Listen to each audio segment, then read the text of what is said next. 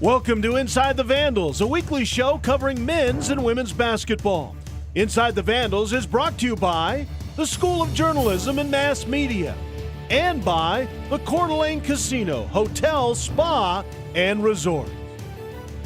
Welcome to Inside the Vandals, brought to you by the Coeur d'Alene Casino, Hotel, and Resort. I'm Braden Kane. And I'm Zach Kellogg. Both the men and women with 2 games this past week. The men playing Northern Colorado at home Thursday night, on the road against Eastern on Monday.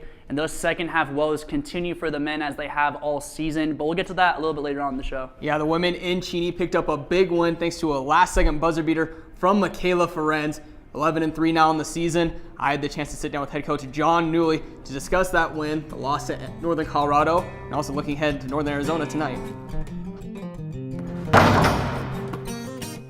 And now joined by head coach Jon Newlee. Coach Newlee, thank you for joining us once again. Yeah, great to be here. All right, so first up, we have to talk about that win against Eastern Washington that literally came down to the last second plus a little extra with that buzzer beater from Michaela Ferenz. Just kind of what were the feelings when the clock expired, but then they went back for the review and ultimately overturned the call? Well, you know, I was hopeful because we thought the clock started early. So my assistants were screaming that they had started the clock early. You know, when I saw Michaela let it go and saw the light on the board, I was like, oh, dang it. But then I thought, that seems a little quick. And so I told the official, hey, I want you guys to review that, make sure it was right, because we think the clock started early. And then, that 5-minute review, I just saw him doing the stopwatch. And the longer it went, the better I felt that things were going to go our way. And can you kind of take me through that last-minute play of the game? Because a lot happened in that last minute that led to that buzzer beater. Just kind of what were the flow of the game, to see emotions everyone was having on the floor? Yeah, we had a defensive breakdown. I thought we had the game well in hand, honestly, and then they made some good plays, but we had a breakdown. They hit their 3. We come down. We're going to run our play, with 11 seconds left, and unfortunately Taylor just threw the ball away on the inbounds, and then they go running down, and then there's a big scramble down there, and then they get the jump ball. They have the jump ball. They run their play and made a good cut and to the basket, and the girl finished at the rim. But again, I said, it's still okay, and they were checking the clock, and when we brought the team over, I said, look, we know our play. This is our play. We practice this play. We usually practice it with 3 seconds, not 1.7, but we sure got it off. And now kind of transitioning to Northern Colorado, you guys split this last weekend. Turnovers are kind of a big issue for you guys. Just what do you think kind of happened on the floor that kind of led to that kind of uncharacteristic high amount of turnovers? I think we were just playing too tight. Everyone was building up the game as such a huge game, and we have a good rivalry going with Northern Colorado, playing in the Big Sky Championship game last year with them, and losing to them and a chance to go to the NCAA tournament. And I think our players really build up that rivalry, and I think we just played too tight. And you guys are really in a dogfight right now for first place, 4 of you guys fighting for that top spot. Like you kind of said last week, every week will be a battle against Northern Arizona here. What we guys need to do to come out with the win and try and get that extra edge this weekend? We're going to have to play good defense, and we're going to have to take better care of the ball. They're playing extremely well right now. They went into Pocatello and beat Idaho State. They just won at home, so they're on a little roll. They're a hot team right now, and we're going to have to play our best basketball. And one player I kind of want to point out right now, Gina Marxen, freshman year. We kind of been touching on her here now and then. What are your feelings about her play so far this season? Gina's just gotten better and better as the year goes along. She's very poised for a freshman, and being a freshman point guard and starting and playing all the minutes she has been playing. I have a lot of trust in Gina to make good decisions, and I keep telling her, play with confidence, shoot the ball with confidence, and I think her confidence has grown game by game. All right, Coach Newlee, thank you for joining us, and best of luck to you guys against the Lumberjacks. All right, thanks. And now to take a closer look at Gina Marxen and her freshman campaign.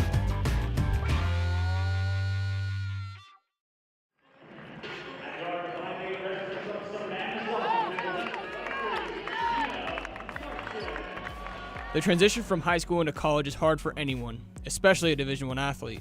But freshman point guard Gina Marxen's calm, collected personality and high basketball IQ on the court has allowed her to thrive in her first season. Coming out of Eastlake High School in Washington, Marxen knew it was going to be a challenge to play at the next level, but was eager to showcase her talent in the Big Sky. Obviously a lot faster, a lot stronger, everybody taller, everything like that. The coaches expecting more out of you. Because they see the potential, and which is why they want you to come to their school, and then just pushing you to get better. I've never really had a coach that's pushed me as hard as Coach pushes me here. After being asked to step into the starting point guard role, big moments have naturally come during the always hectic Big Sky season. Just seconds remained in a game against Portland State in Cowan Spectrum, with the score all tied up. Marxen was fouled and was forced to go to the free throw line to try and take the lead when the lights were at their brightest. I was definitely nervous in the moment, but especially with the free throws, I knew the team needed them to win. It was a tight game, like down the road, 2 seconds left, and I just, I had the support of my teammates. Once I got fouled, they all came over, gave me some words of encouragement, and then I just stepped up, and I was just like, my team needs me. We need this win. The path to becoming a Vandal for Marxen came almost as destiny, with her cousin, former Vandal great Alyssa Charleston, helping show Gina exactly how much could be gained from joining the Moscow culture. She was a really good resource for me to reach out and just kind of tell me what life is like over in Moscow. And I was like, this is a good fit. Even with a starting spot earned and continuing to impress in her freshman campaign, Gina knows what she needs to continue to improve on in her game to leave her mark on the program. Just kind of want to be remembered as just like someone who works hard all the time and just like a great teammate. I just want to be there for my teammates when they need me. And I think just on and off the court, that applies. For Inside the Vandals, I'm Zach Kellogg. When you're in the zone at Coeur d'Alene Casino on February 23rd, everything is going your way. You're one of 40 people winning a share of $10,000 extra play cash or $40,000 cold hard cash. And you're earning entries by playing with your Core Rewards card right now, because $50,000 are waiting in the zone. And you came to win. Only at Coeur d'Alene Casino. See Core Rewards booth for details. Welcome back to Inside the Vandals. As you saw going to the break, Gina Marxen, her first season here at Idaho, been performing at a high level, coming through in clutch moments like that full court pass against Eastern Washington on Monday, and also those clutch free throws against Portland State. Always great to have a freshman player perform at such a high level in her first season. Always really valuable to have that young of a player make that big of an impact on your team and come through in some clutch moments. But for the men this past week, playing Northern Colorado and Eastern, Northern Colorado at home, Eastern on the road. Last two matchups with these teams, they beat Eastern here at home and they lost Northern Colorado in overtime on the road. A little bit of a different story this time around. I had the chance to sit down with Coach Jon Newlee to discuss those matchups and look ahead to tonight's game with Northern Arizona. Joined now by head coach Jon Newlee. Coach, as always, thank you for joining us on the show. You're welcome. A little bit of a different question here to start. Are you a snow guy? Are you liking this weather? Well, no, not really. I'm originally from California, and but I don't mind the snow. I've lived here long enough now, but we've obviously got quite a bit of it. Mm-hmm. Well, I'm right on that same train with you, so there's one thing we have in common. That's right. So we'll start off with the play review this week. Jared Rodriguez, redshirt freshman, had been having a really good season. Started 23 out of 24 games. Just tell me how his season has been going for you guys this year. All in all, Jared's had a really nice freshman season. He's our third leading scorer. He's got the ability to shoot the ball from behind the arc. Even though I like to see him do it more, he can do that. And then he's rebounded the ball extremely well. He's our leading rebounder to this point. So I think Jared has made the natural progressions as a redshirt freshman and then playing as a freshman. I thought he's put up some really good numbers and had some really good games for us. Mm-hmm. Kind of staying on this topic, I've noticed you've been putting a lot of different guys in the rotation lately. Lassini Kamara getting a couple starts lately. Tell me some guys that have kind of been you've been playing a little more lately that have been stepping up. Well, we've had a few more injuries, and so that's why the rotation's changed a little bit. Chance Garvin went down with a torn labrum in his shoulder, so he's out for the remainder of the season. Cassius Smith's been hampered by a groin injury, and so that's the reason why the rotation's changed a little bit, is due to injury. Mm-hmm. You're bringing up injury. Cassius Smith's going down. Scott Blakeney really stepped up in that Eastern game. His mid-range shot was on point during that game. Kind of comments on his performance in that game. I thought Scott was very aggressive offensively, and he's a good 15 to 17 foot shooter. We've been trying to get him to shoot that more often and all year long, and I thought he did a real nice job in the Eastern game of stepping away from the basket and making those shots. Mm-hmm. How did the team like the overall atmosphere for that rivalry game? Oh, it was a great atmosphere. I wish we'd have played a little better and competed a little harder in the second half, but always when you play Eastern, it's a good game. It's a competitive game, and the atmosphere was good yesterday afternoon. Mm-hmm. We'll transition now, look into Northern Arizona. You play them Thursday night on the road. They're 1-4 in their last 5 games and actually lost 4 in a row following beating you guys. Looking at that, what are some areas that you can expose on their team seeing as how they've been playing lately? Well, you know, they obviously they won their last game versus Sacramento State, and NAU's a young team, an explosive team. What we've got to do is really do a good job is keeping them off the boards. They got 15 offensive rebounds the last time we played them, and that was the difference in the basketball game, is they were able to get a bunch of extra possessions. NAU's a team that can really get it going. You know, they have the ability to score a lot of points, and so our defense has got to be really good, especially in the high altitude of Flagstaff. You noted the rebounds in the last game are kind of the big difference.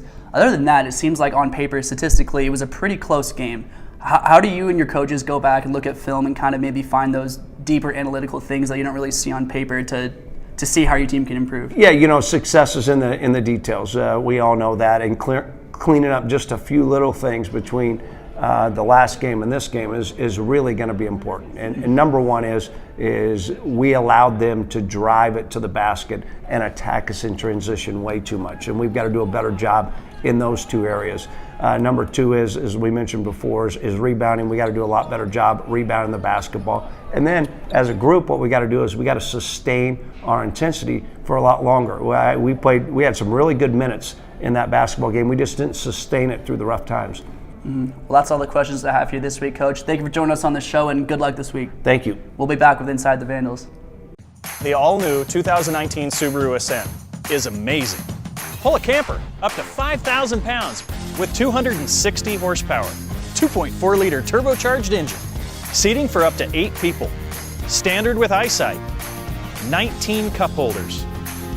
Now you can do all this in a Subaru. Tour our large selection of pre-owned Subarus during the Subaru Love Strikes Twice certified pre-owned event now through October 31st. Rogers Subaru. We care about what you're driving. For centuries, we, the Coeur d'Alene tribe, have honored our resources as good stewards and our region as good neighbors. We've built a world-class casino resort hotel that supports hundreds of jobs, funds health care and other services, and has generated more than $33 million for education. Because we've been an integral part of this land for generations, and we will be for generations to come. Welcome back to Inside the Vandals, brought to you by the Coeur d'Alene Casino Hotel and Resort.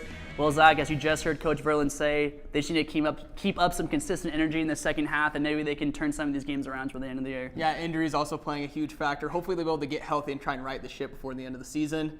But the women, they are playing here in Memorial Gym tonight.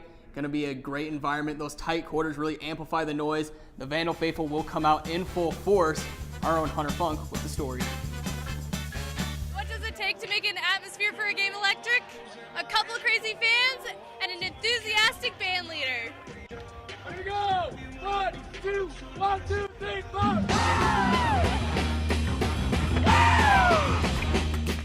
The general interaction just keeps the fans engaged and it keeps us engaged. Honestly, we're just having fun, and we want others to know that we're having fun too, and like they can join in on our fun. We want to be there to support that. Not only does this energy affect others in the crowd and players on the court, but also the coaches, always giving the home team a slight advantage. You know, it's a great environment for us. It can really get rocking if enough people are in there and the band's right there. Whether it's yelling for a purpose, wearing crazy outfits, or even wearing the same outfit every time, these faithful Vandal fans have the power to perform and impact the atmosphere of the game. So in order to entertain the crowd, you need to continue to provide something for them to interact with. So in my case, I'm going to do it with intent, just to help people get going. So it's kind of like this mental preparation of getting here and boom. Yeah. I'm Hunter Funk from Inside the Vandals. Well, Zach, in terms of the pep band, they're always someone I've realized that bring a lot of energy to the crowd and really have their presence felt, and they're kind of what I think of when I think of Vandal Faithful. Yeah, like you said, the pep band and the crowd is adding a whole new level to the environment in Memorial Gym. Speaking of Memorial Gym, the women coming up next playing Northern Arizona, another Big Sky Conference matchup. Doug Taylor with the call. For Inside the Vandals, I'm Zach Kellogg. And I'm Braden Kane. We'll see you all next time.